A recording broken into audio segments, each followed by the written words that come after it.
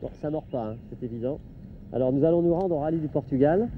L'épreuve, je suis content pour le championnat du monde. Moi je ne suis pas un spécialiste du rallye évidemment. J'ai toujours choisi la monoplace. Mais je trouve formidable ce que font Rorl, Vatanen, Allen et beaucoup d'autres qui sont très très rapides. La seule chose que je trouve un peu dangereuse à l'heure actuelle, c'est le public qui est vraiment trop près de la piste. Et franchement, je ne me vois pas en Formule 1 conduire au maximum de mes possibilités au milieu d'une nuée des spectateurs. Le Portugal est un rendez-vous annuel qu'ils sont quelques millions à mettre un point d'honneur à ne manquer sous aucun prétexte. Une passion débordante de 3 jours qui se vérifiera une fois de plus à chaque hectomètre de piste. D'autant plus que cette année, il y avait quand même une priorité. C'est celle de la découverte de la bête curieuse dont on parle tant au-delà des frontières du pays du Fado.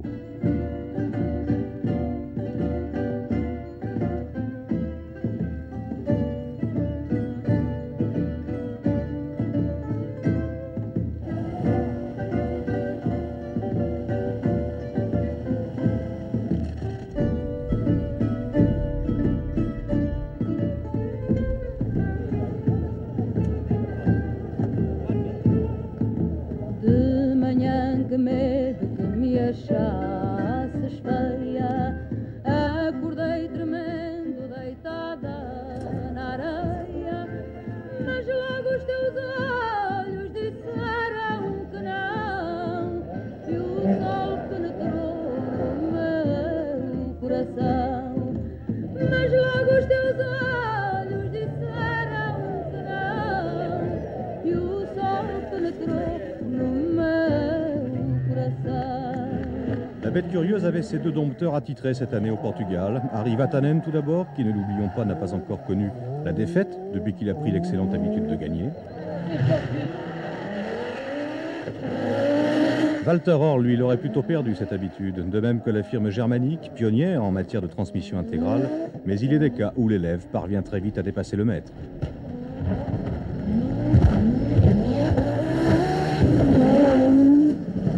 Quant à l'italienne qui n'avait dépêché qu'un seul membre de la famille ici au Portugal, et encore s'agissait-il que d'un cousin par alliance, Massimo Biasion, l'italienne allait se lancer dans une de ces tarentelles à vous donner le tournis. Il est dommage que Allen et Toivonen n'aient pas été autorisés à la danser, cette tarentelle. De même que chez Audi, si Blomqvist avait eu le feu vert, ils étaient deux à ne pas l'avoir reçu pour cause d'essai à aller faire ailleurs, Madame Mouton et Monsieur Nicolas. Et celui-ci, à votre avis, Timo Salonen, visage rond, visage lunaire, visage d'adolescent à la croissance précoce, qui aurait parié un seul escudo sur le plus haut des destins qu'il allait rencontrer ici, dans ce haut lieu du débordement passionnel.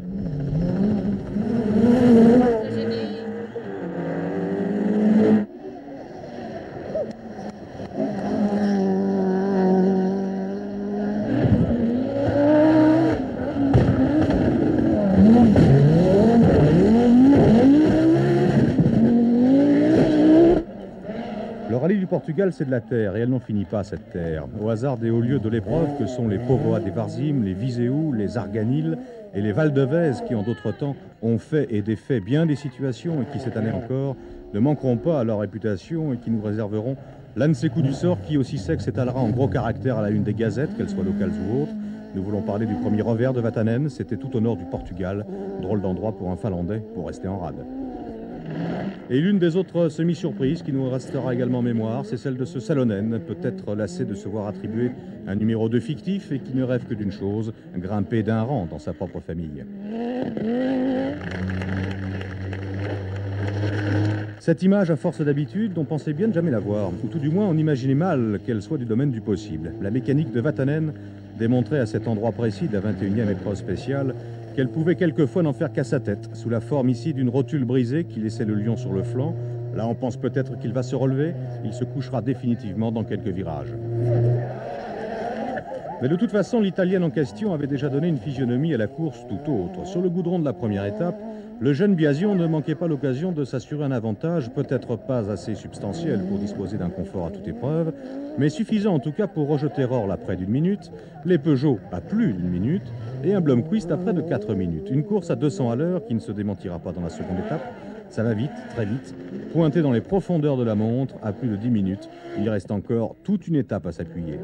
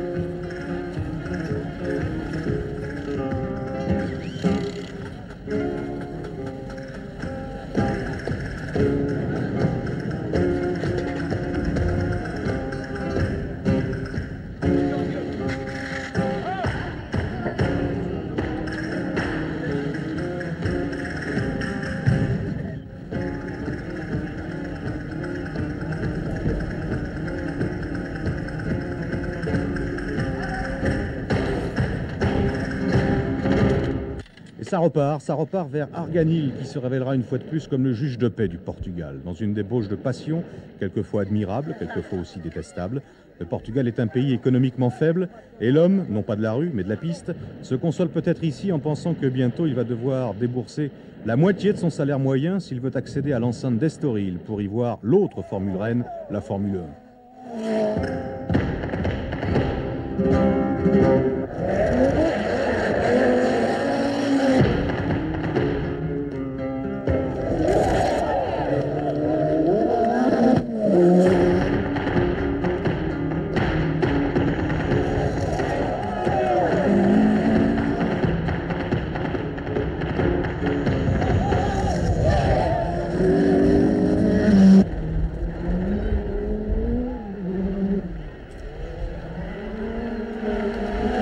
Cris et chuchotements. Le cri, c'est Salonen. Le fauve n'était pas blessé.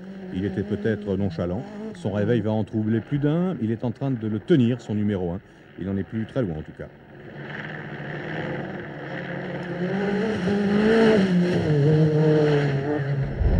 Chuchotements. Ce sont ceux de Blomqvist. Dieu que Lisbonne lui paraît encore loin.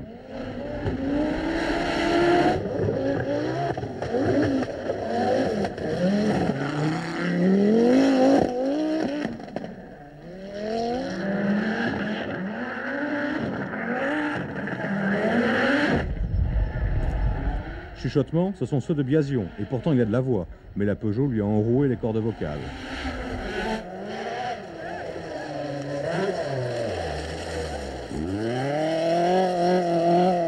Chuchotements encore, ceux de Rorl, c'est le double passage à Arganil qui lui a coupé le sifflet. La première fois, une boîte de vitesse lui coûte 5 minutes. La seconde fois, l'hélicoptère d'assistance qui n'est pas au rendez-vous pour lui changer une roue. Ça lui coûte la première place peut-être, la seconde place à coup sûr. Ortigao, bien loin derrière mais aussi bien loin devant dans son groupe, le A, et l'idole Moutinho. Il y avait 47 spéciales dans ce rallye, qu'il est difficile d'en disputer 41 et ensuite de rentrer à la maison.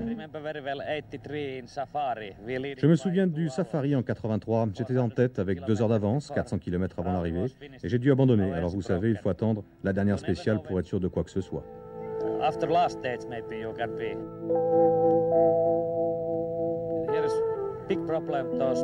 Les spectateurs ici, c'est un gros problème, un peu partout. Ils sont tous sur la route et en ce qui me concerne, j'ai reçu une grosse pierre dans le pare-brise.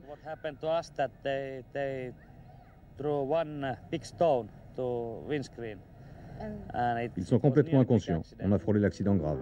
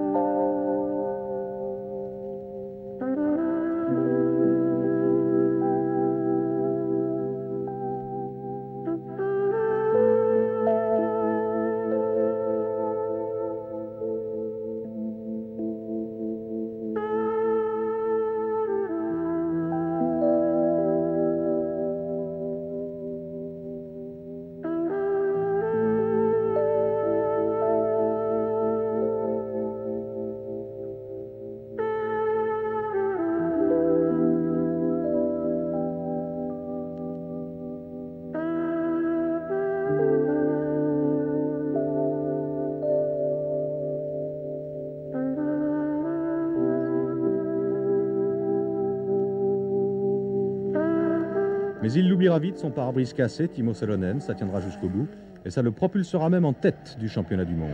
Et Biasion, s'il ne les avait déjà pas, ses lettres de noblesse, c'est certainement ici qu'il les obtiendra.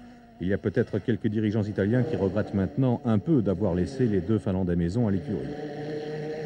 Steve Blomqvist ramènera à Lisbonne une caisse bien malade, ce n'est pas la seule d'ailleurs. Vous allez voir celle de Carlos Bica, qui sera lui accrédité d'un bien beau geste, son assistance intervenant sur la voiture de Biasion avec du matériel Peugeot. C'est beau, l'esprit de famille.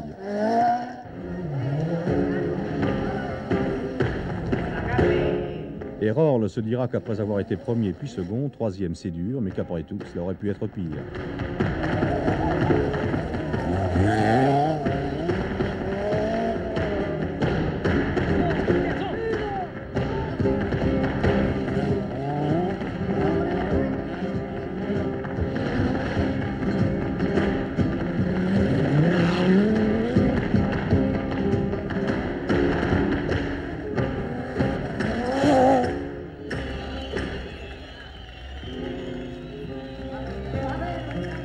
Et Jean Todt, quant à lui, bienheureux homme de pouvoir disposer d'un deuxième pilote de cette envergure.